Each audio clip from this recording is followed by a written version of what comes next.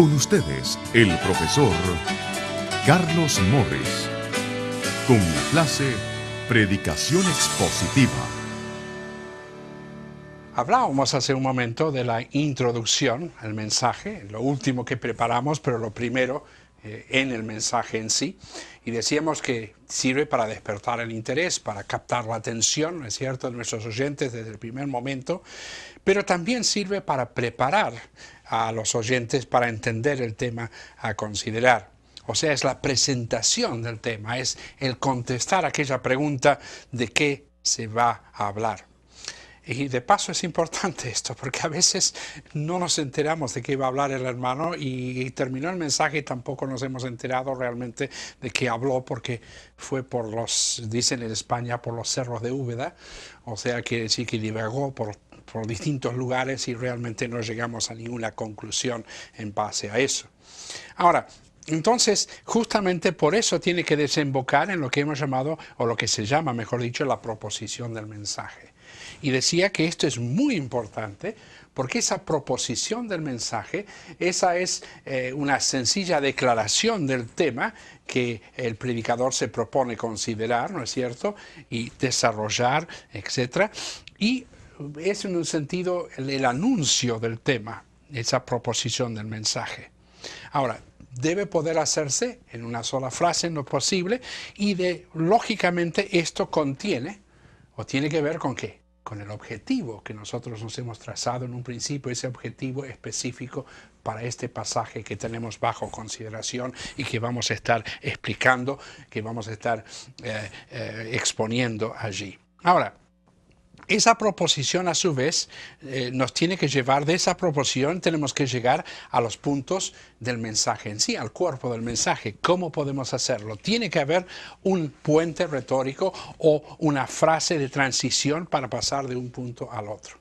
Y es allí donde el proceso de transición, por eso no tiene número, porque no es parte del mensaje, pero sí es lo que hacemos nosotros para determinar esa frase de transición. O sea, sometemos esa proposición a una serie de preguntas: por qué, cómo, cuándo, dónde, etc. Y en base a eso vamos a ver si es que vamos a hablar de, por ejemplo, si es por qué.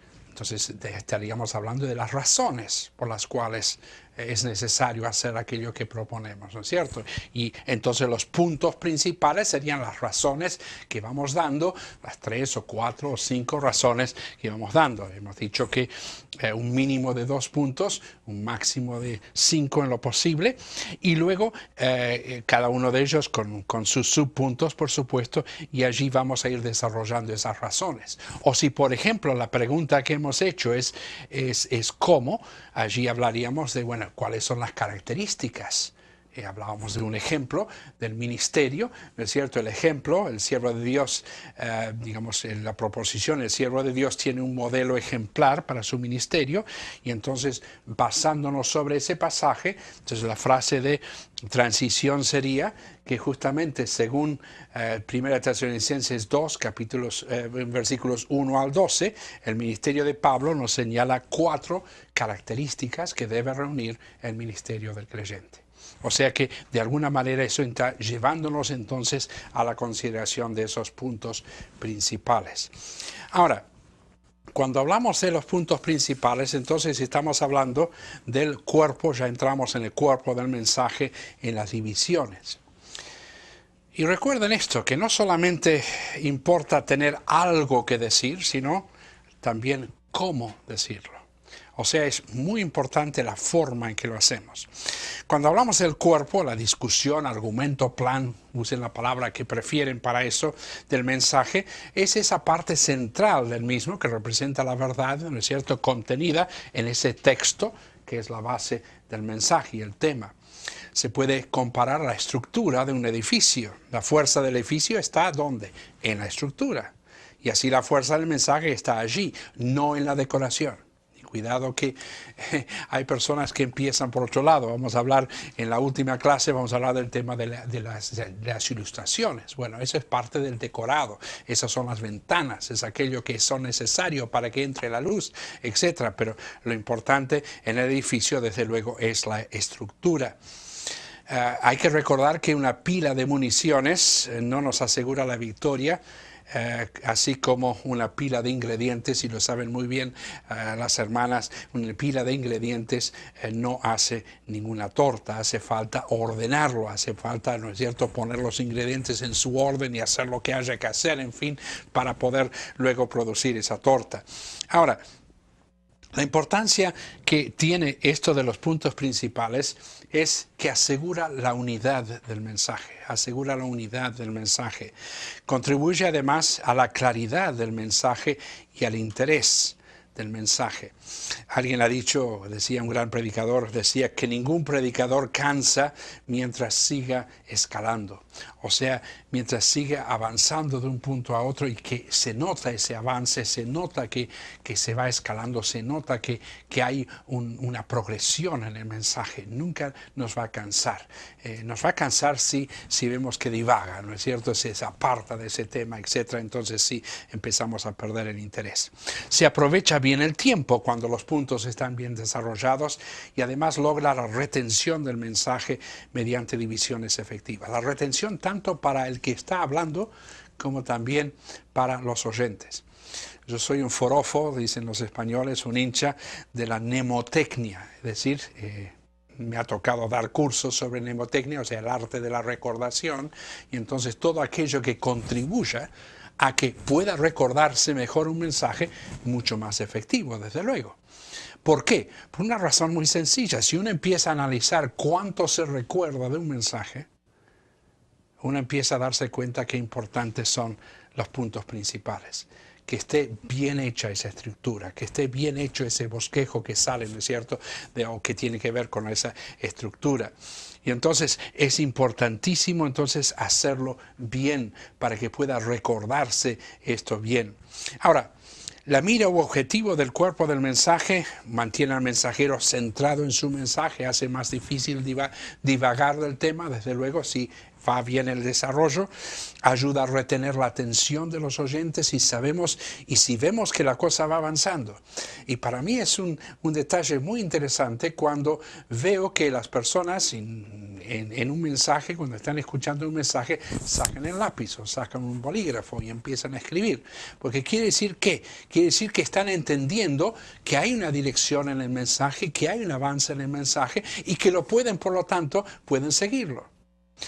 Es interesante también por el hecho, recuerdo había un famoso predicador en Argentina que prácticamente después que él había hablado uno podía recordar, sí, el tema que trató fue este y los puntos eran este y este. O sea, era muy fácil recordar, al finalizar el mensaje, poder recordar de qué había hablado. No puedo decir lo mismo de otros mensajeros. No puedo decir lo mismo de otros enseñadores.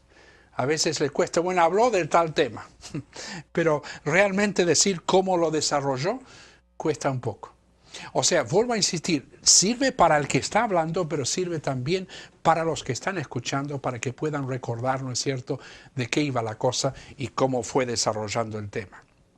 Ahora, cada división del cuerpo entonces tiene que ser clara, definida y distinta, y agregar un pensamiento más que lo distingue del anterior. Y aquí pueden tratarse, por ejemplo, puede ser en un sentido, hablábamos de que un mínimo de 2 puntos. Hay un famosísimo discurso, el discurso misionero más importante, creo yo sinceramente, de todos los tiempos, fue uno que dio Guillermo Carey, pasándose sobre esa escritura tan hermosa de Isaías 54, versículos 1 y 2, donde habla de extiende tu carpa, etc., extiéndete. O sea, la idea de la ambición es la sana ambición. Entonces, en base a ese mensaje, él sacó 2 puntos. Pero vaya que 2 puntos. Son 2 puntos que de alguna manera serían el lema de su vida.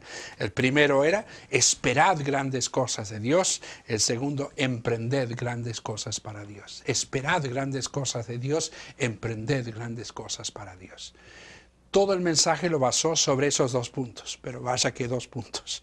Eso habría de ser aquello que habría de inspirar a muchísimos más a través de todos los siglos.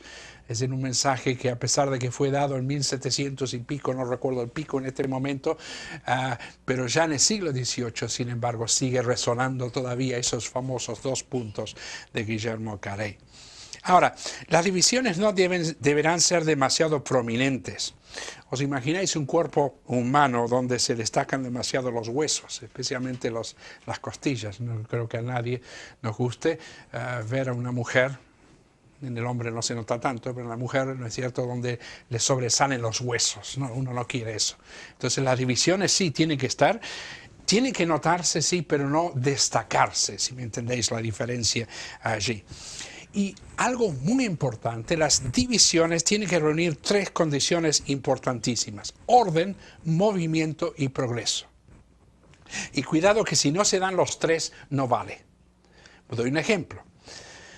Por ejemplo, no sé cómo lo llaman aquí, en la Argentina lo llamamos la calecita, en España lo llaman tío vivo, no sé por qué, hay dos términos tan distintos, pero aquello que a los chicos tanto nos gustaba, ¿no es cierto?, de chicos subirnos a los caballitos, y ahí está, allí hay orden, cuidado, ahí están bien en su sitio, no se salen de su sitio aquellos caballitos, ¿no es cierto?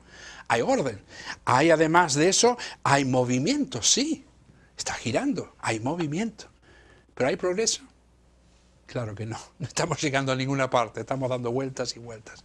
Y hay veces que en los mensajes puede haber puntos donde sí, parece que hay orden, parece que hay movimiento, pero tiene que haber una progresión, una progresión. Doy dos o tres ejemplos. ¿Se acuerdan de Romanos 1:16? Aquel pasaje tan hermoso: no me avergüenzo del Evangelio porque es potencia de Dios, etc. Y entonces, una de las formas en que podríamos dividir este tema sería en tres puntos principales: el Evangelio de la persona viviente, el Evangelio del poder redentor, el Evangelio de la presentación ética reveladora, porque al final habla de que en él se revela la justicia de Dios, ¿no es cierto? Ahora, conviene además que sean acumulativos en su efecto, juntando volumen, fuerza y valor al ir procediendo. En un sentido, son como aquellos pequeños riachuelos que van contribuyendo, ¿no es cierto?, que van contribuyendo fuerza para hacer que aquel río se vaya ampliando y se vaya haciendo cada vez más ancho y con más fuerza vaya llegando, ¿no es cierto?, a su destino hasta que desemboca, ¿no es cierto?, en el mar. Y así debe ser allí, esos arroyos, esos ríos tributarios aportando su caudal al río principal. Porque esa es la idea de los puntos principales, de los subpuntos. Cada uno está aportando algo a la comprensión de ¿qué? A la comprensión del tema, a la comprensión de ese objetivo que nos hemos trazado a través del tema. Y luego las divisiones deben ser naturales, no forzadas. No estamos obligados a un número determinado. Por ejemplo, aquel versículo tan hermoso de Juan, capítulo 10 y versículo 9, prácticamente de forma natural, espontánea, surgen del pasaje tres puntos: la seguridad, será salvo; la libertad, entrará y saldrá; la satisfacción, hallará pastos. Y cada uno de esos ya da tela, ¿no es cierto?, da mucho para desarrollar allí.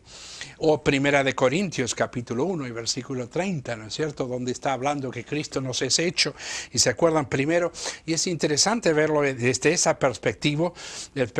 Por ejemplo, el título del mensaje podía ser la apelación universal de Cristo, y entonces sabiduría para los griegos, justicia o justificación para los romanos, santificación para los judíos, pero luego dice redención para todos, ¿no es cierto? Y uno piensa en ese sentido, qué hermoso es la idea allí. Ahora, no deben de ser demasiado numerosas para no cansar y dificultar el poder recordarlas. ¿Sí? Den gracias a Dios que no vivimos en el tiempo de los puritanos. Pues los puritanos se mandaban, por ejemplo, 30 y pico, 40 y pico, hasta 50 y pico divisiones en un mensaje. ¿Os imagináis que me estuvierais escuchando y estuviera diciendo en 34º lugar? ¿30 cuánto? Ya sería algo terrible, ¿no es cierto? Y deben ser sencillas, no demasiado complejas, y cada división no debe cubrir demasiado terreno. Es decir, tenemos que cubrir lo suficiente y siguiendo un orden lógico. ¿Cuál es el orden lógico?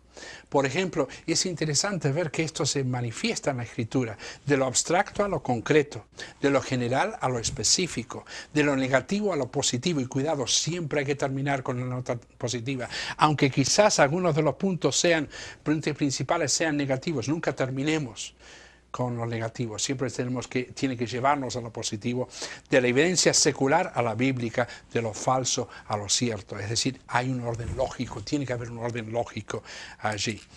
Y en cuanto al anuncio, locución o anuncio de las divisiones, deben anunciarse habitualmente para que no se le escapen a los oyentes, pero hay varias maneras de hacerlo, ¿no es cierto? Pero un detalle, no todos de antemano, si no se pierde un poco la sorpresa o el elemento sorpresa o el elemento de expectativa, ¿no es cierto?, del que se va desarrollando a medida que uno va dando los distintos puntos. Entonces, pero la organización de ese cuerpo entonces se puede desarrollar en forma de escalera, elevándonos de un punto a otro, se puede desarrollar en forma de una joya, permitiendo ver, y allí no tengo ninguna joya, pero en fin, vamos a decir que fuera un diamante que vamos viendo las distintas facetas y la luz que va reflejando, ¿no es cierto? Y uno faceteando, se llama eso, ir faceteando el tema ese, viendo orígenes o causas, consecuencias o efectos, instancias concretas, en fin, hay distintas formas de ir faceteando, ir viendo para que ese diamante en bruto, que es la idea original, se pueda convertir, ¿no es cierto?, en un mensaje que va reflejando, que es lo que se supone que tiene que reflejar aquel mensaje, esa iluminación divina, ese mensaje que hemos recibido, esa revelación que hemos recibido por parte de Dios. Pasando a la conclusión. Notad que aquí hablamos de la conclusión del mensaje. Y hablamos después aquí proposición más propósito. Por tanto, debiéramos... Es decir, ¿qué quiero decir con esto? Evidentemente yo me he propuesto algo en el mensaje, la proposición del mensaje. Allí estamos expresando, ¿no es cierto?, que decíamos el objetivo del mensaje. Muy bien, en la conclusión del mensaje, ¿a dónde tenemos que llegar? Tenemos que llegar a la concreción de ese propósito, ¿no es cierto?, de esa proposición y de ese propósito que está allí. Y eso tiene que llevarnos a esa conclusión, a ese deseo de actuar en base a lo que acabamos de escuchar. Por tanto, debiéramos, y ese debiera ser el sentido nuestro. Ahora, en cuanto a la importancia de la conclusión, y aquí lo tenemos también, desde luego, llegamos a la introducción apropiada de la conclusión o aplicación. En cuanto a la importancia, las últimas palabras son siempre las que más se acuerdan, o se recuerdan.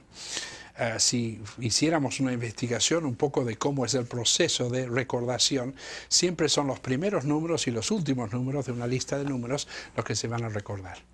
Y en especial los últimos números. Entonces, si son los últimos puntos y las últimas cosas que decimos, desde luego que van a recordarse más fácilmente que los demás. Por eso se decía que cuando en una oportunidad le preguntaron a los chefs del famoso Hotel Waldorf Astoria en Nueva York, cuando les preguntaban en qué se esmeraban más, para sorpresa de todos contestaron en el café. Y dijeron, ¿cómo en el café? Y entonces contestaron, porque ese es el último gusto que se llevan con ellos. Y en un sentido tenían razón, no era ni en el postre ni en el plato principal, el último gustito, y entonces querían asegurarse que el último gustito que se llevaran fuera adecuado. Ahora, fíjense si es importante la conclusión en este sentido, que si no se termina o concluye bien un mensaje, se desbarata todo lo anterior. Todo ese esfuerzo ha sido inútil. Un gran expositor de la palabra, Campbell Morgan, decía, si el mensaje no produce un cambio de corazón y voluntad, un cambio en la forma de pensar, una determinación de hacer lo que se ha aconsejado, ha fracasado en su objetivo.